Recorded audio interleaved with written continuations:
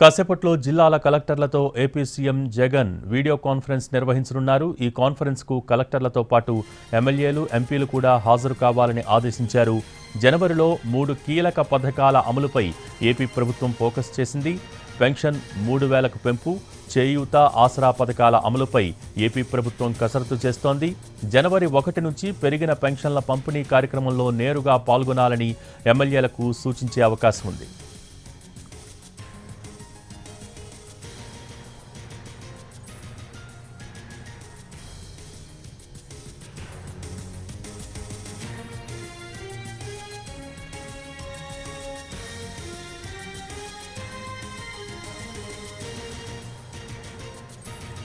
కాసేపట్లో జిల్లాల కలెక్టర్లతో AP CM Jagan video conference నిర్వహించనున్నారు. ఈ కాన్ఫరెన్స్కు కలెక్టర్లతో పాటు ఎమ్మెల్యేలు, ఎంపీలు కూడా హాజరు కావాలని ఆదేశించారు. జనవరిలో 3 కీలక పథకాల అమలుపై ఏపీ ప్రభుత్వం ఫోకస్ చేసింది. పెన్షన్ 3000కు పెంపు, చేయూత, ఆసరా పథకాల అమలుపై ఏపీ ప్రభుత్వం కసరత్తు చేస్తోంది. జనవరి 1 నుంచి పెరిగిన పెన్షన్ల పంపిణీ కార్యక్రమంలో నేరుగా పాల్గొనాలని ఎమ్మెల్యేలకు సూచించే అవకాశం ఉంది.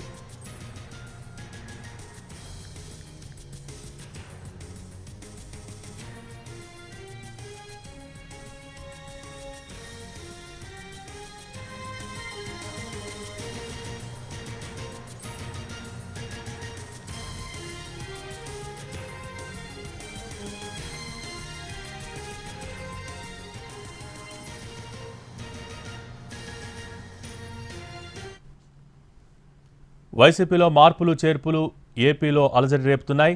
కొందరు నేతలు పార్టీ వీడుతుంటే మరికొందరు జంపింగ్లకు రెడీ అవుతున్నారు. అయితే వీరి బెదిరింపులకు బెదిరేది లేదంటోంది పార్టీ అధిష్టానం. ఎవరు ఉన్నా, ఎవరు వెళ్లిపోయినా రాష్ట్రంలో అధికారమే లక్ష్యంగా నిర్ణయాలు ఉంటాయని చెబుతోంది. తీసుకున్న నిర్ణయాల్లో మార్పులు ఉండబోవని ఇప్పటికే వివిధ సందర్భాల్లో మొహమాటం లేకుండా చెప్పేస్తున్నారు పార్టీ పెద్దలు.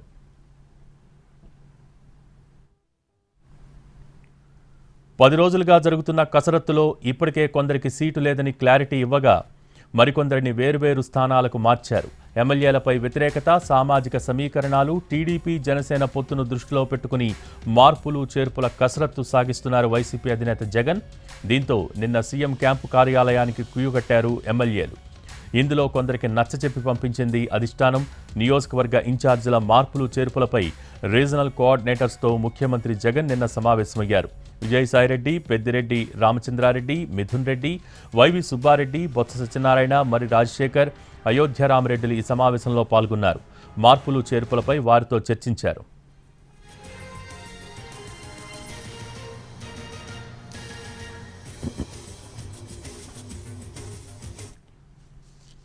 విశాఖ సౌత్ సీటు ఆశించిన ఎమ్మెల్సీ వంశీకృష్ణ యాదవ్ జనసేనలో చేరటంతో తాజా పరిణామాలపై చర్చించారు.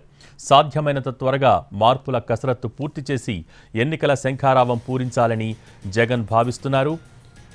ఇన్ఛార్జీలను మార్చడంతో పాటు పాత, కొత్తవారి మధ్య సమన్వయానికి కూడా కసరత్తు సాగుతోంది. టికెట్ గండం ఉన్న ఎమ్మెల్యేలు, నేతలు నిరసనలకు దిగినా డోంట్ కేర్ అంటోంది అధిష్టానం.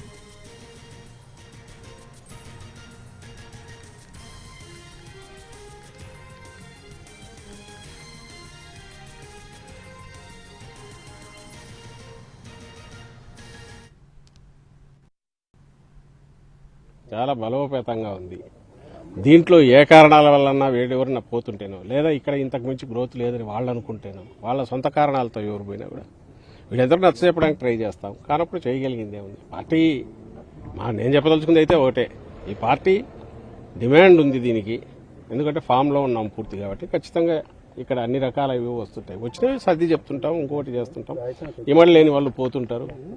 23 మందిని చంద్రబాబు నాయుడు అడ్డంగా కొంటేనే అప్పుడు అపోజిషన్లో ఉండి దాని గురించి జరగని కొత్త వాళ్ళు వస్తారు, పార్టీ ఇంకా బలోపేతం అవుతుంది అనే దృష్టితోనే జగన్మోహన్ రెడ్డి గారు చూశారు.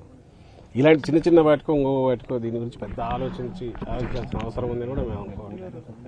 ఎందుకంటే ఇంకొకరు ఎవరో వస్తారు.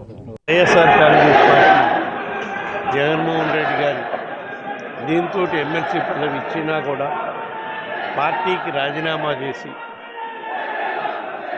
పోతున్నారంటే దానికి వాళ్లే సమాధానం. పార్టీ ఎవరిని తక్కువ చేయలేదు. మరీ ముఖ్యంగా బీసీలకు పెద్దపేట వేసిన పార్టీ మా party.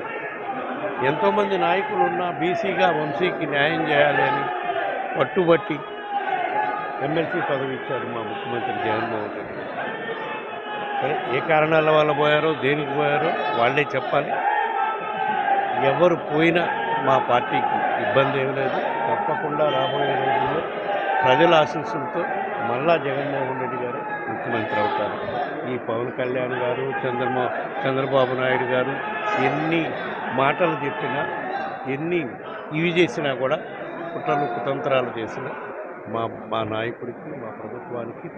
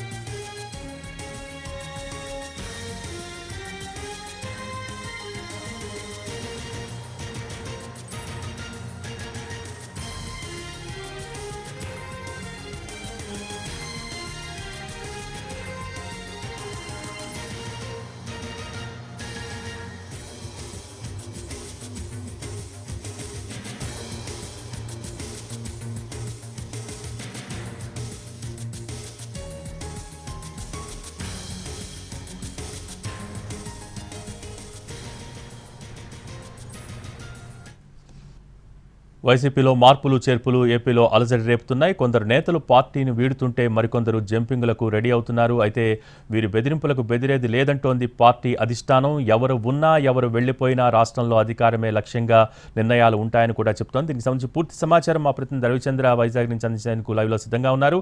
Ravichandra, over to you. Bhogi 175 స్థానాలను గెలిపించుకోవడమే లక్ష్యంగా వైఎస్ఆర్ కాంగ్రెస్ పార్టీ కీలకమైన నిర్ణయాలను అమలు చేస్తోంది. ఈ దిశగా కొన్ని చోట్ల ఎవరైతే ఎమ్మెల్యేలకు సంబంధించి కానీ లేకపోతే నియోజకవర్గ ఇన్ఛార్జీలకు సంబంధించి పార్టీలో పరిస్థితులు బాగాలేవు, ప్రజల్లో వాళ్ళ గ్రాఫ్ పడిపోతుందని భావిస్తుందో అటు చోట వాళ్ళని మార్పు చేయడంలో చాలా ఖచ్చితంగా వ్యవహరిస్తోంది.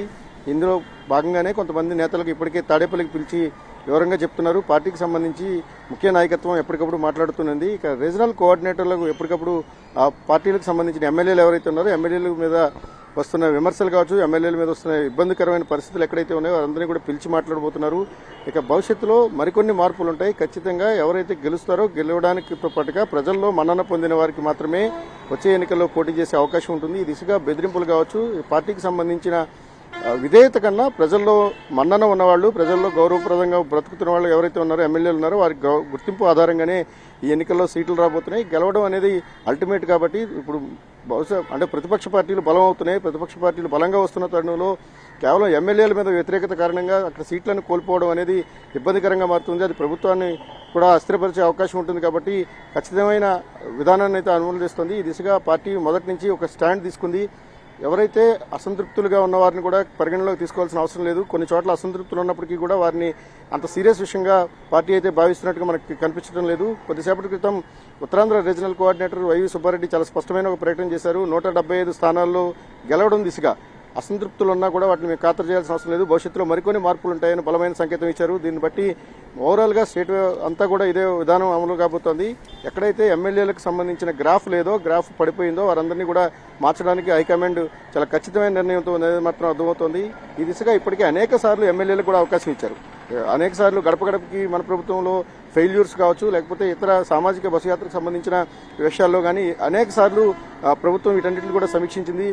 పార్టీ అనేక సార్లు సమీక్షలు చేస్తుంది. అయినప్పటికీ కూడా కొంతమంది ఎమ్మెల్యేల వైఖరి మారలేదు. అదే సమయంలో నియోజకవర్గ స్థాయిలో ద్వితీయ శ్రేణి నాయకత్వంతో ఎమ్మెల్యేలకు విభేదాలు ఉన్నాయి. విభేదాల కారణంగా పార్టీ నష్టపోయే పరిస్థితి ఉంది. ఆ దిశగా ఉత్తరాంధ్ర జిల్లాలో ఎక్కువ గ్యాప్ వస్తుంది. కాబట్టి ఎక్కడైతే క్యాడర్కు లీడర్షిప్కు మధ్యలో గ్యాప్ ఉందో అలాంటి చోట కూడా ఖచ్చితమైన కఠినమైన నిర్ణయాలు తీసుకోవడానికి మాత్రం హైకమాండ్ వెనకాడబోయే పరిస్థితిగా మాత్రం లేదు. ఈ దిశగా అసంతృప్తులు కావచ్చు, నిరసన గళాలు వినిపిస్తున్న వారిని కూడా ఖాతరు చేసే అవకాశం కానీ వారిని బుజ్జగించే ఆస్కారం కానీ ఉన్నట్టుగా కనిపించట్లేదు. ఇప్పటికే కొంతమంది ఎమ్మెల్యేలకు ఈ విషయాన్ని చాలా స్పష్టంగా చెప్పడంతో పాటు హైకమాండ్ తీసుకున్న నిర్ణయాలకు కట్టుబడి ఉండాలి. ఎవరినైతే కొత్తగా అభ్యర్థులను ఆయా నియోజకవర్గాల్లో ఎంపిక చేస్తారో లేకపోతే ఈ నియోజకవర్గాలకు ఇన్ఛార్జీలుగా నియామకం జరుగుతుందో వారందరికీ కూడా పూర్తి స్థాయిలో సహకరించాలని బలమైన హెచ్చరికలు చేసి కూడా పంపిస్తున్న పరిస్థితి ప్రస్తుతం ఎమ్మెల్యేలకు ఉంది. ఓవరాల్గా 175 స్థానాల్లో గెలవటం ఏదైతే కూటమిగా వస్తున్న జనసేన తెలుగుదేశం పార్టీని సమర్థంగా ఎదుర్కోవడానికి బలమైన అభ్యర్థులను ఎంపిక చేయడమే వైఎస్ఆర్ కాంగ్రెస్ పార్టీ బలంగా పెట్టుకుంది. ఈ క్రమంలో ఎటువంటి ఆబ్లిగేషన్స్ తీసుకోవడానికి ఇష్టపడటం లేదు. ఇక అసంతృప్తులు కావచ్చు, లేకపోతే ఇతర ఎవరైతే అభ్యంతరాలు ఉన్న నాయకులు ఉన్నారో వారందరినీ కూడా వదులుకోవడానికైనా పార్టీ సంసిద్ధంగా ఉంది. కానీ రాజీ పడే అవకాశం అయితే మనకు కనిపించట్లేదు.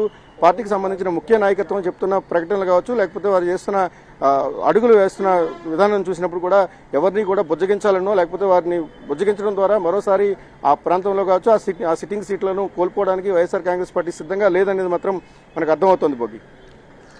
Thank you Ravichandra.